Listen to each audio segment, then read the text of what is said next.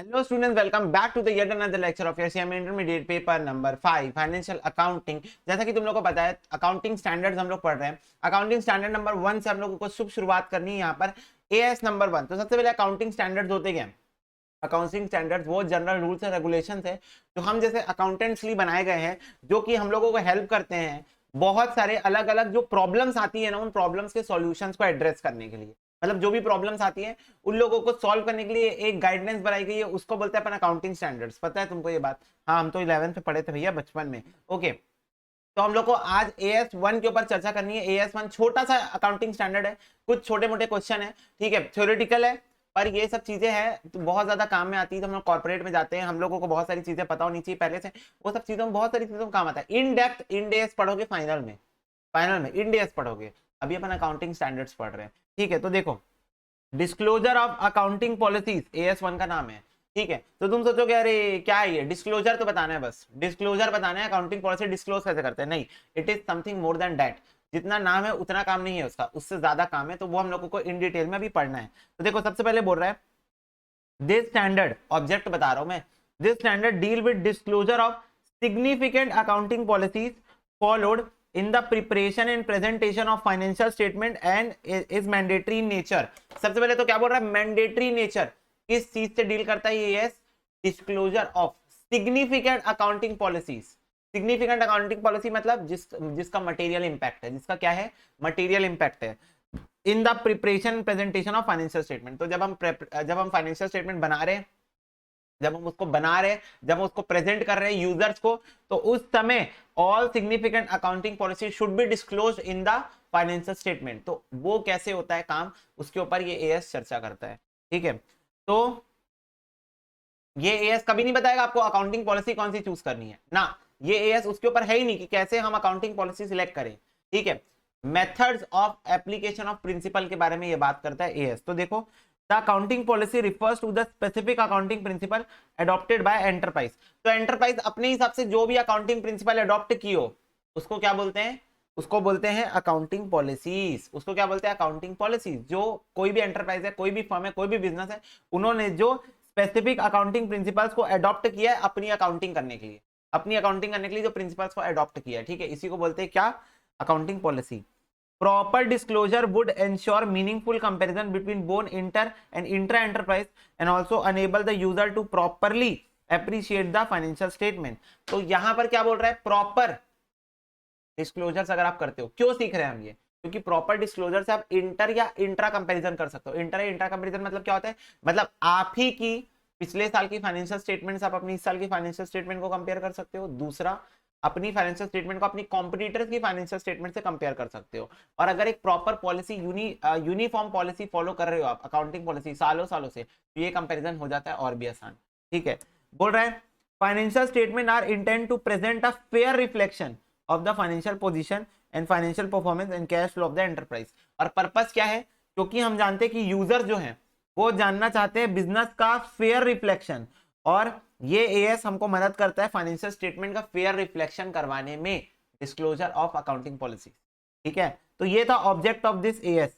अब मैं बात करता हूं एरियाज जो इन्वॉल्व करते हैं different accounting policy by different enterprise. तो कौन सी अकाउंटिंग पॉलिसी, क्या अकाउंटिंग पॉलिसी तुम फॉलो कर रहे हो, इसका क्या डिस्क्लोजर करते हैं, ये सब चीजें। तो जैसे बताओ, मेथड ऑफ डेप्रिसिएशन, डिप्लीशन और एमोर्टाइजेशन। अब एक बात बता, डेप्रिसिएशन के कई सारे मेथड, मतलब मेजरली 2 मेथड प्रैक्टिस में, कौन सा? WDV method, SLM method. तो कौन सा मेथड फॉलो कर रहे हैं? अब वैसे ये तो एस्टिमेशन में चला गया, तो मेथड ऑफ डेप्रिसिएशन जो है वो अब AS1 के अंदर में कवर नहीं होता, ये भी बोलोगे तो चलेगा। क्यों? क्योंकि अब ये एस्टिमेशन में चला गया, ठीक है। पर इंस्टीट्यूट की बुक में अभी भी ये चीज मेंशन्ड है, तो हम यहाँ पर डाल के रखे। बोल रहे treatment of expenditure during construction. तो कंस्ट्रक्शन के दौरान एक्सपेंडिचर को कैसे ट्रीट करो, ये आप इन डिटेल पढ़ोगे AS नंबर 7 में, कंस्ट्रक्शन कॉन्ट्रैक्ट्स, ठीक है। Treatment of foreign currency conversion, ठीक है। ट्रांसलेशन, वैल्यूएशन ऑफ इन्वेंट्री हम FIFO method, weighted method, average method, LIFO method, बहुत सारे मेथड्स होते हैं। तो हम कौन सा अडॉप्ट कर रहे हैं? ट्रीटमेंट ऑफ इंटेंजिबल एसेट कैसे करते हैं, वैल्यूएशन ऑफ इन्वेस्टमेंट कैसे होती है, ट्रीटमेंट ऑफ रिटायरमेंट बेनिफिट कैसे होता है, recognition of profit on long term contract में कैसे होता है, valuation of assets, fixed asset कैसे होता है, और ट्रीटमेंट ऑफ कंटिंजेंट लायबिलिटी। तो ये सारी चीजें आप कौन सी पॉलिसी, वो ये नहीं बताएगा आपको कौन सी पॉलिसी अडॉप्ट करनी है, वो ये बताएगा कि ये सब पॉलिसीज आपको डिस्क्लोज करना है। अकाउंट ये सब जो भी आप अकाउंटिंग पॉलिसी अडॉप्ट किए हो ये सब करने के लिए इसको आपको क्या करना है, डिस्क्लोज करना है। बोलो समझ में आई बात, ये आपको वो बताएगा। ठीक है, अब इस एएस में आगे बढ़ने के पहले ये एएस बोलता है कुछ फंडामेंटल अकाउंटिंग एजम्पशंस हम फॉलो करते हैं। तो बोल रहा है certain basic assumption in the preparation of financial statement are accepted and their use are assumed, no separate disclosure is required except the non compliance in the respect of. अब ये line के अंदर इसके अंदर बहुत बड़ी बात लिखी हुई है। ये लिखी हुई है कि हम लोग जब फाइनेंशियल स्टेटमेंट बना रहे हैं तब हम लोग डिफॉल्ट केस में कुछ एजम्पशंस लेके चलते हैं। वो एजम्पशंस कौन सी है, गोइंग कंसर्न, कंसिस्टेंसी और एक्रूअल।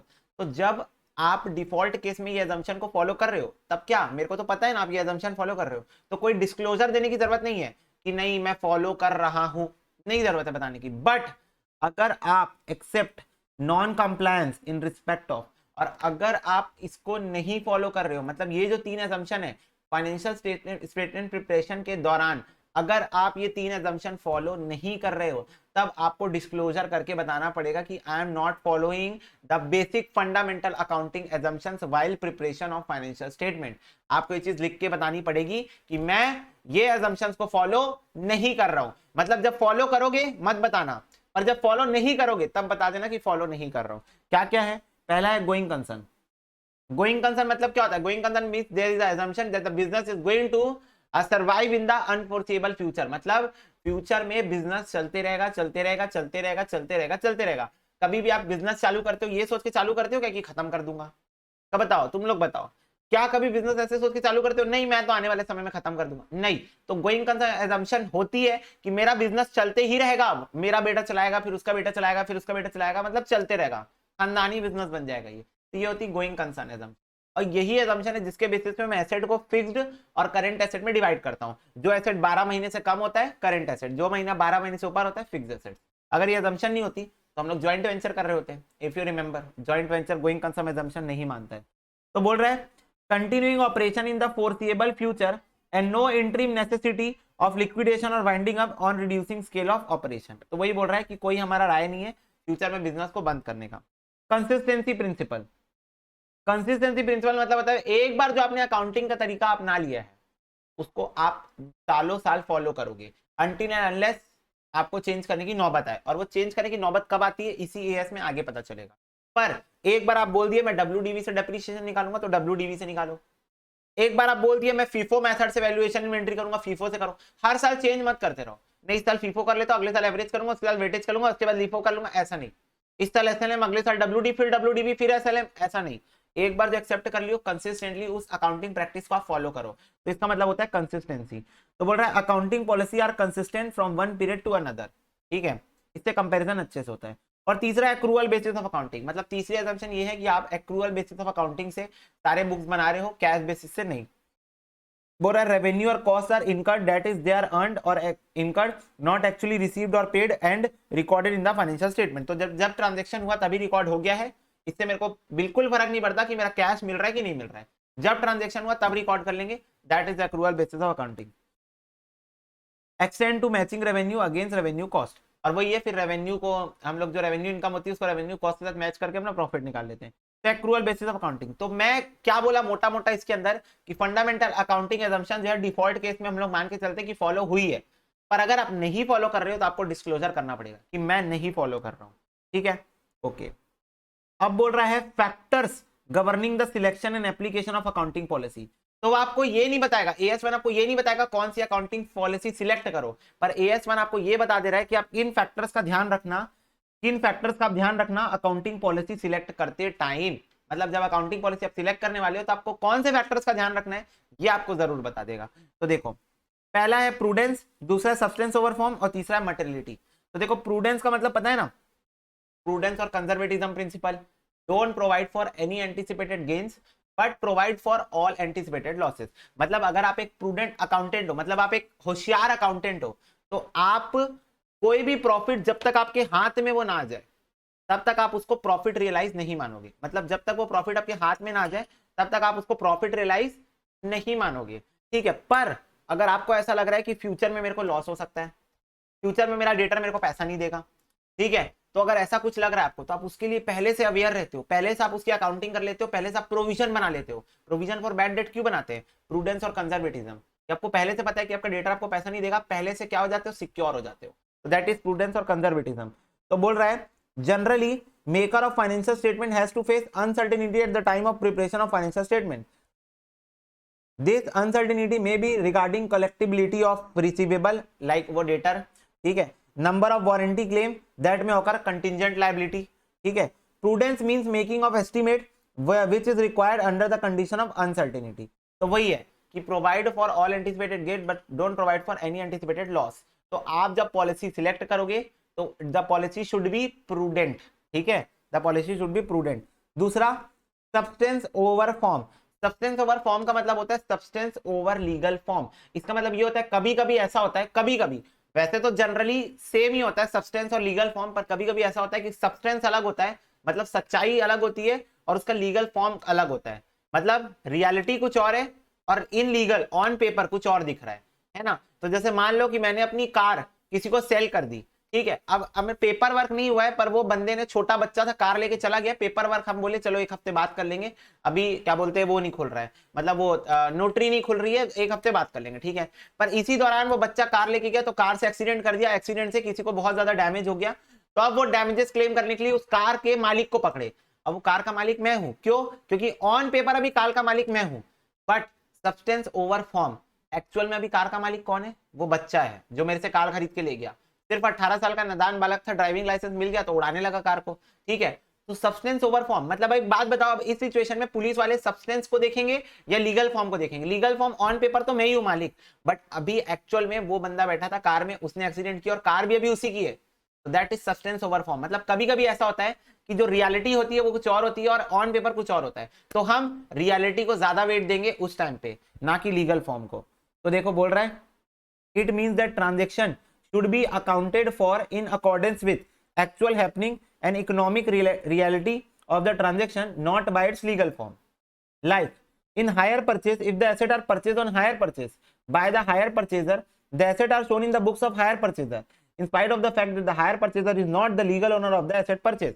तो बोल रहा है in the case of hire purchase also hire purchaser जो रहता है वो अपनी एसेट में उस जो hire purchase asset का होता है उसको दिखाता है, पर हमको रियलिटी पता है जब तक वो पूरा इंस्टॉलमेंट पे नहीं कर देगा ये एसेट उसका है ही नहीं, ये वेंडर का एसेट है, ठीक है। बोल रहा है under the purchaser become the owner only on the payment of the last instalment, therefore legal form the transaction is ignored and the transaction is accounted as per substance, ठीक है। फिर थर्ड है मटेरियलिटी प्रिंसिपल। मटेरियलिटी प्रिंसिपल मतलब क्या होता है? Materiality means होता है, मटेरियलिटी का मतलब समझो ऐसी चीजें जो आपका डिसीजन चेंज करने की ताकत रखती है। क्या बोला मैं?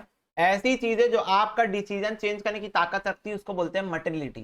जैसे मान लो मैं आपको बोल रहा हूँ आपके बुक से 10 रुपए गायब है, नॉट मटेरियल, आपका डिसीजन चेंज नहीं होगा। मैं आपको बोलूँ आपके बुक से 1 लाख रुपए गायब है, मटेरियल है, आपका डिसीजन चेंज हो सकता है, आपका डिसीजन इंपैक्ट हो सकता है, आपकी हालत खराब हो सकती है, 1 लाख रुपए गायब है बोलूंगा तो दैट इज मटेरियलिटी।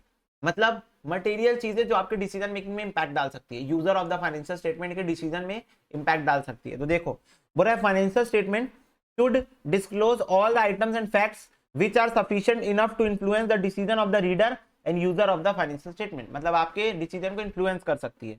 तो बोल रहा है as to disclose of all the material item individually or in aggregate in the context of fair presentation of financial statement as a whole of its omission and misstatement could influence the economic or financial decision of the user relying upon the financial statement। तो क्या बोल रहा है? as to disclose the all the material item, चाहे वो individually और aggregate हो, और उसके पास ताकत हो कि वो इन्फ्लुएंस कर सकता है इकोनॉमिक और financial decision of the users, तो आपको उसको क्या करना है? डिस्क्लोज करना है, ठीक है। In the context of fair presentation of financial statement as a whole of its omission and misstatement. मतलब फाइनेंशियल स्टेटमेंट के अंदर कोई भी ओमिशन ना हो, कोई भी मिस स्टेटमेंट ना हो, और वो उस नेचर की ना हो कि वो इंडिविजुअली और एज अ होल आपके यानी यूजर्स के डिसीजन मेकिंग में इंपैक्ट डाल सके। अब ये इंडिविजुअली और एज अ होल का मतलब समझो। इंडिविजुअली मतलब होता है मैं बोला 1 लाख रुपए गायब है, आपके डिसीजन मेकिंग में इंपैक्ट आ जाएगा। 1 लाख रुपए बहुत बड़ा अमाउंट होता है। मैं बोल रहा हूं 10 रुपए गायब है, पर रोज 10 रुपए गायब। अब बताओ, अब ये इंडिविजुअली 10 रुपए इमटेरियल है, नहीं है मटेरियल, पर अगर रोज बुक से 10 रुपए गायब हो रहा है और पता नहीं कहां जा रहा है, तो लॉन्ग टर्म में ये अमाउंट मटेरियल बन जाएगा। लॉन्ग रन में अमाउंट क्या बन जाएगा, मटेरियल बन जाएगा। तो that's why as a whole आपको वो 10 रुपए क्या करेगा, आपके डिसीजन मेकिंग में इंपैक्ट डाल सकता है। तो इसलिए लिखा हुआ है इंडिविजुअली और इन एग्रीगेट, मतलब एग्रीगेट में भी अगर आपके डिसीजन मेकिंग में इंपैक्ट डाल सकता है, डिस्क्लोज करो। ठीक है, फिर बोल रहा है depend upon the size of the item और एरर जज in the particular circumstances of its omission and misstatement. और फिर आप अपनी अकॉर्डिंग डिसीजन मेकिंग भी कर सकते हो कि अगर आपको लग रहा है कि वो जो आइटम या जो एरर हुआ है पर्टिकुलर सर्कमस्टेंसेस में, और या कोई ओमिशन या मिस स्टेटमेंट हुई है, मिस स्टेटमेंट मतलब गलत स्टेटमेंट देना हुई है, और आपको लग रहा है कि ये चीज डिसीजन मेकिंग में इंपैक्ट डाल सकती है, मटेरियल है, तो आप उसको बिना बोले डिस्क्लोज कर दो। अब वो आप अकाउंटेंट हो, आप खुद ही समझ जाओगे। फिर बोल रहा है in a cut off point rather than being a primary qualitative character which inform must have. Cut off point मतलब होता है कि मैं ना एक बेंचमार्क डिसाइड कर लेता हूँ। क्या मैं क्या बेंचमार्क डिसाइड किया कि यार ये तो अंबानी की फाइनेंशियल स्टेटमेंट है, तो इसमें ना 1-2 लाख का इधर उधर होगा ना, मैं नहीं ध्यान दूंगा, इमटेरियल है। अंबानी के लिए 1-2 लाख इमटेरियल है भाई, उनका 10 मिनट का खर्चा होगा, 10 मिनट भी ज्यादा ही बोल दिया, 1 मिनट का खर्चा होगा, ठीक है, इमटेरियल। पर मैं अगर किसी किराने वाले की फाइनेंशियल स्टेटमेंट कर रहा हूँ, तो मैं बोलूंगा भाई अगर 5,000 भी गायब है ना, तो वो मेरा वो है, दिक्कत वाली बात है। तो मैं बोलूंगा कि अगर अंबानी की बुक से 20 लाख के ऊपर के अमाउंट गायब होंगे, मतलब 20 लाख मेरा कट ऑफ पॉइंट है, इसके ऊपर के सारे आइटम मटेरियल है, इसके ऊपर के सारे आइटम इमटेरियल है, इसको कट ऑफ पॉइंट बोलते हैं। ये कट ऑफ पॉइंट डिसाइड कैसे होता है, बहुत सारी चीजें होती है कट ऑफ पॉइंट डिसाइड करने के लिए, नेचर ऑफ द बिजनेस है ना, ट्रांजेक्शंस, वाउचिंग, वेरिफिकेशन, बहुत सारी चीजें होती है जिससे आप एक प्रॉफिट, सेल्स, ठीक है, टर्नओवर, मतलब सेल्स और टर्नओवर एक ही होता है, ये सब बहुत सारे क्राइटेरिया हो सकते हैं जिससे आप एक कट ऑफ पॉइंट डिसाइड कर सकते हो। बीइंग एन ऑडिटर आप वहां जाकर डिसाइड करोगे as per the nature of the business कि क्या कट ऑफ पॉइंट होने वाला है। पर कट ऑफ पॉइंट के सारे आइटम मटेरियल होते हैं, कट ऑफ पॉइंट के नीचे के सारे आइटम इमटेरियल होते हैं। ठीक है, मतलब बेसिकली एक बेंचमार्क कर देता हूं कि अगर इसके ऊपर गया तो मटेरियल, इसके नीचे रहा तो इमटेरियल। ओके, फिर this is a matter of judgement varies from one entity to another over and one period to another. देखिए तो ये सीधा सीधा बात है, ये जजमेंट का मैटर है, एक पर्सन से दूसरे पर्सन पे वेरी कर सकता है, एक पीरियड से दूसरे पीरियड पे वेरी कर सकता है। ठीक है, तो ये बात हो गई। तो दीज आर द फैक्टर्स जो आप कंसिडर कर सकते हो while selection and application of accounting policy. तो जब आपको कोई अकाउंटिंग पॉलिसी को सिलेक्ट करना है, उसको अप्लाई करना है, तो आप इन 3 फैक्टर्स को कंसिडर कर सकते हो, प्रूडेंस, सब्सटेंस ओवर फॉर्म और मटेरियलिटी। अब AS1 क्या रिक्वायर करता है, AS1 बोलता है कि all significant accounting policies adopted in the preparation and presentation of financial statement should be disclosed by the way of notes in one place at the note number 1।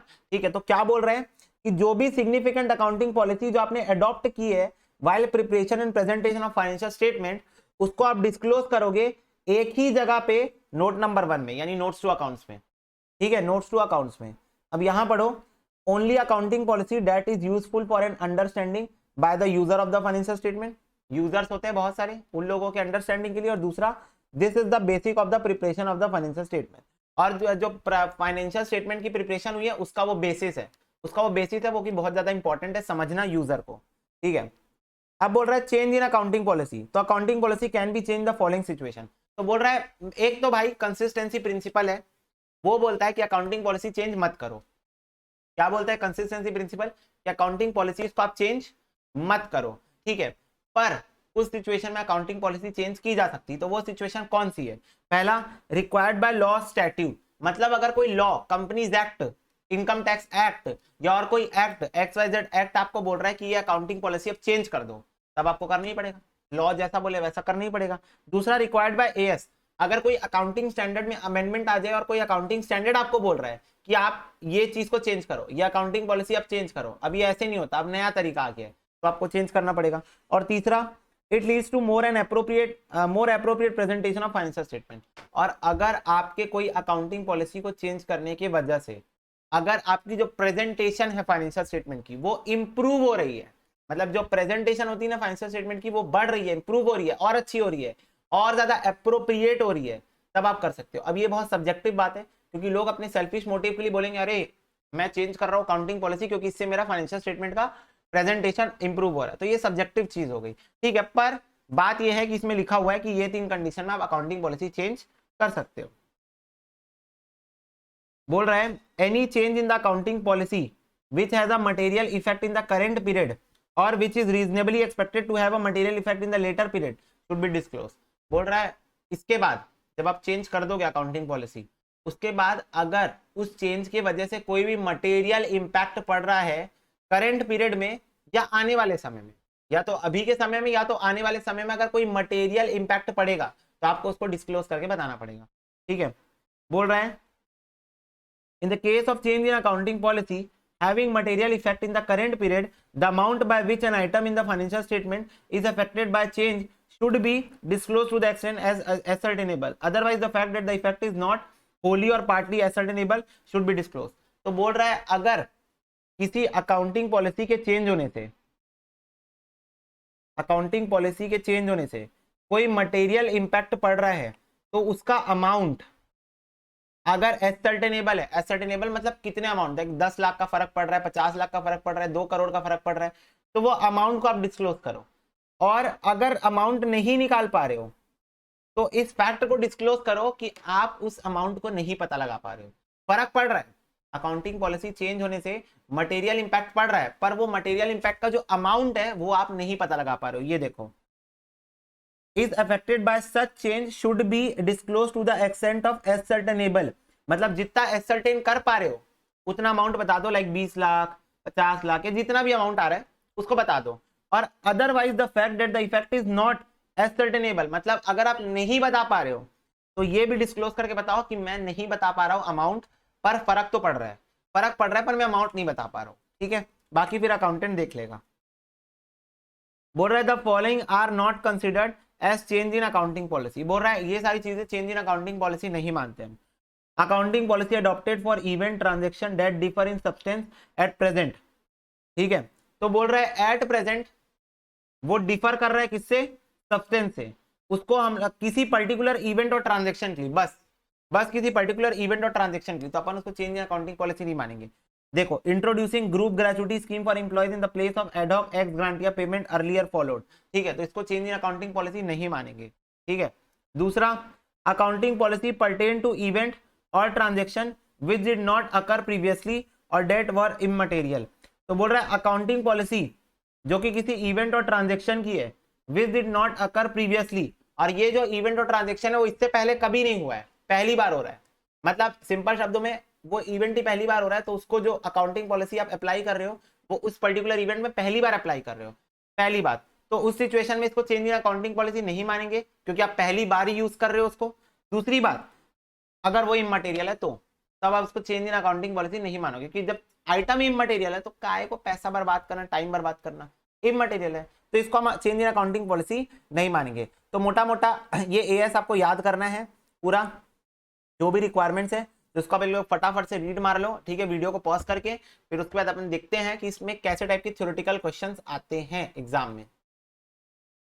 तो मार लियोगे तुम लोग रीड। अब हम चलते हैं एएस नंबर 1 की। ये देखो क्वेश्चंस में, ये देखो इलस्ट्रेशन नंबर 1, ज्यादा इलस्ट्रेशन नहीं है क्योंकि इसमें बेसिक सा छोटा सा एएस है। ठीक है, जो तुमको सारी कंप्लायंसेस याद रखनी है कि क्या क्या होती है अकाउंटिंग स्टैंडर्ड में, तुमको काम वही करना है सब में। इलस्ट्रेशन नंबर 1 बोल रहा है Jeevandeep limited has made a right issue in 2010। In the offer document to the member it has projected a surplus of 40 crore during the accounting year to be ended 31 March 2012।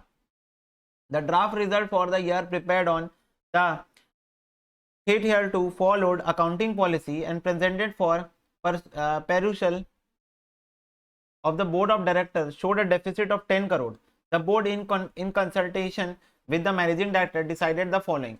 तो सबसे पहले बोल रहा है कि जीवनदीप लिमिटेड एक कंपनी जिन्होंने राइट इशू किया 2010 को, अपने मेंबर्स को ऑफर डॉक्यूमेंट में बोला कि 40 करोड़ का प्रॉफिट देंगे 31 मार्च 2012 को, बट एक्चुअल में 10 करोड़ का लॉस हो गया है। तब उसके बाद कंसल्टेंसी के बाद मैनेजिंग डायरेक्टर के साथ कंपनी ने कुछ ये चीजें डिसाइड की जो आपको नीचे दी हुई है।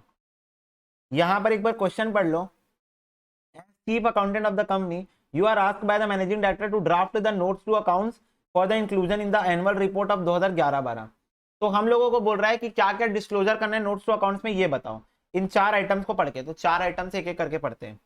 पहला, value year and inventory at works cost that is 50 crore instead of the here tier 2 method of valuation of inventory at prime cost 30 crore.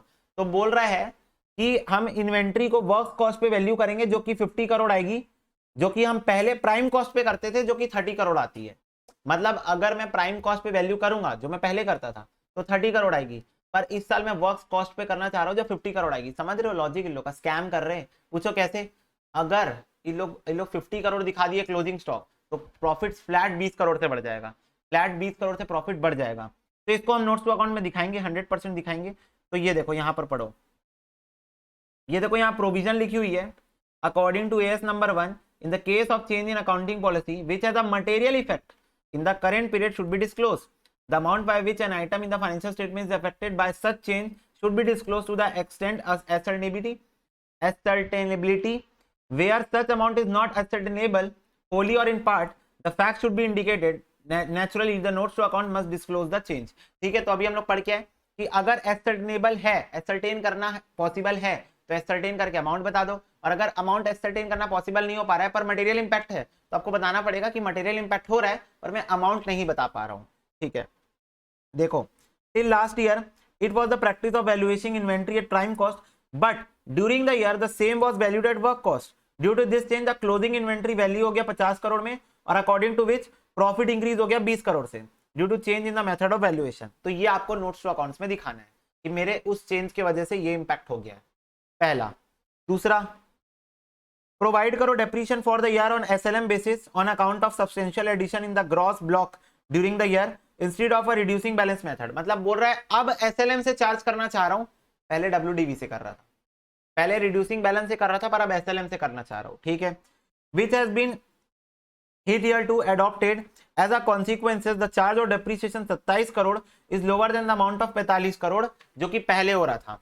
ठीक है, which would have been provided has the old method being followed by 18 crore. तो बोल रहा है कि अगर मैं पुराने मेथड से करता था तो 45 करोड़ आता था, अब नए मेथड से कर रहा हूं यानी एसएलएम से 27 करोड़ आ रहा है, तो मेरा 18 करोड़ से प्रॉफिट बढ़ जाएगा, क्योंकि पुराने तरीके से 45 करोड़ आता था तो ज्यादा एक्सपेंस दिखता था। पीएनएल का डेबिट साइड डेप्रीशिएशन 45 करोड़ दिखता था, अब पीएनएल का डेबिट साइड डेप्रीशिएशन 27 करोड़ दिखेगा, तो 18 करोड़ से मेरा प्रॉफिट बढ़ गया है।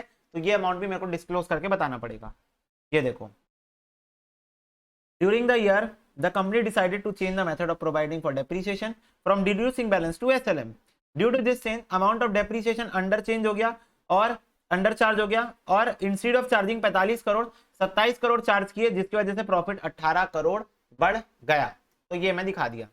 ठीक है, नोट्स टू अकाउंट्स नंबर 2 में फिर देखो, not to provide for after sale expenses during the warranty period is the last year provision of 2% of sales used to be made under the concept of matching of cost against revenue and actual expenses used to be charged against the provision. The board now decided account for expenses as and when actually incurred sales during the year 600 crore. तो बोल रहा है पहले हम लोग क्या करते थे, पहले हम लोग जितना भी सेल्स होता था उसका 2% प्रोविजन बना देते थे, जितना भी सेल्स होता था उसका 2% प्रोविजन बना देते थे। एज बैड सेल्स हुआ मतलब डेटर, तो एज बैड हम लोग 2% प्रोविजन बना देते थे। अब इस साल से हम लोग डिसाइड कर रहे हैं कि हम लोग नहीं बनाएंगे, अब जब बैड डेट्स होगा तभी हम उसको डायरेक्ट चार्ज करेंगे। तो पहले क्या करते थे, पहले प्रोविजन बनाते थे, और अगर बैड डेट्स हो गए, अगर एक्सपेंसेस हो गए तो उस प्रोविजन से उसको सेट ऑफ कर लेते थे।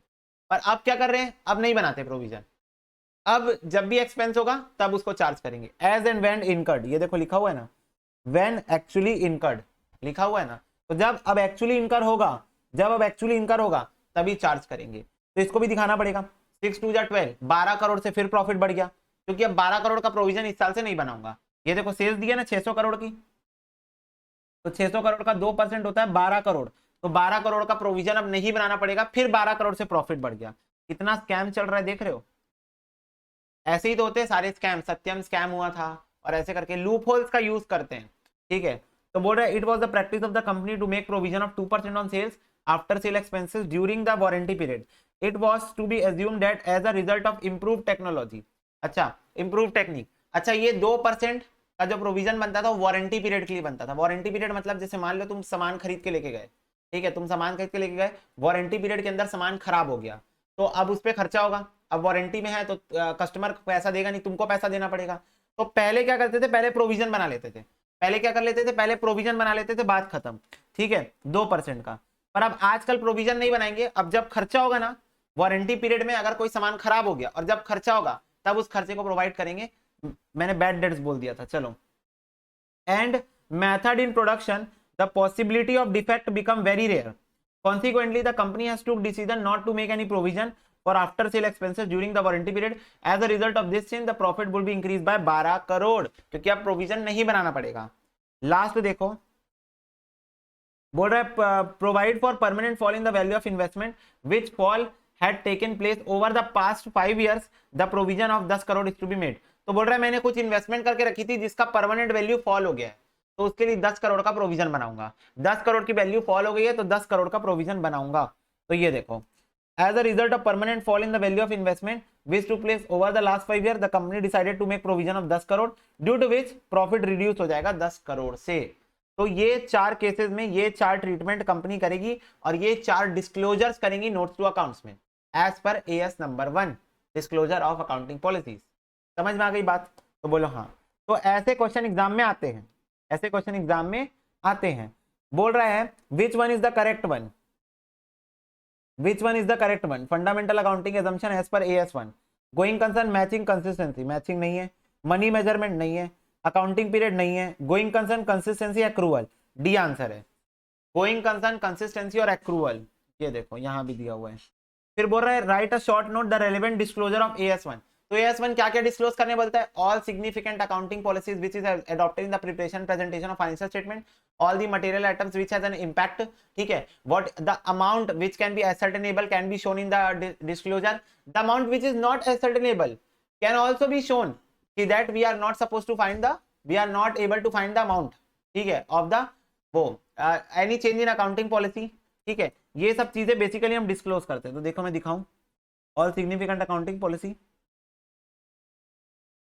in one place disclosure should be made, material effect, change in accounting policy, amount by which to the extent ascertainable, if not ascertainable then indicate, और अगर fundamental accounting assumptions going concern consistency accrual follow नहीं हुआ है तो इसको भी disclose करते हैं, ठीक है। तो इतने डिस्क्लोजर रिक्वायरमेंट है, आपको पैराग्राफ फॉर्म में नहीं लिख के आना एग्जाम में, एग्जाम में अगर क्वेश्चन आएगा तो आपको पॉइंट फॉर्म में लिख के आना है। पॉइंट नंबर 1 ये वो करना है, पॉइंट नंबर 2, तो point number 1 all significant accounting policy, दूसरा डिस्क्लोज इन वन प्लेस, तीसरा और मटेरियल आइटम, चौथा अमाउंट ऑफ मटेरियल आइटम, पांचवा the amount which is not ascertainable of the material item, and छठवा whether the when the fundamental accounting assumptions are not followed, ठीक है। तो ये disclosure requirement होती है AS1 की, ठीक।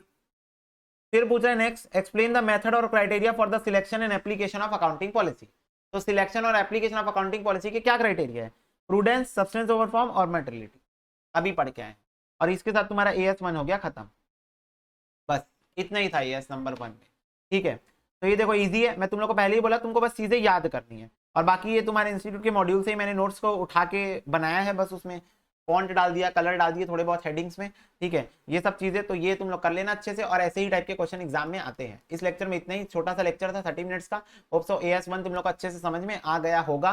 कोई डाउट है तो पूछ लेना मेरे से, और बाकी याद कर लेना अच्छे से, ठीक है, क्योंकि इंस्टीट्यूट एक्सपेक्ट करती है कि आप लैंग्वेज वही यूज करो जो AS में यूज है, अपनी ओन वर्ड्स में आप यूज मत करके आना, ठीक है। तो उससे बेटर है आप 3 4 5 बार इसको रिवाइज कर लो, ऑटोमेटिक आपको लैंग्वेज जो है आ जाएगी। तो इस लेक्चर में इतना ही। God bless you, take care and bye bye.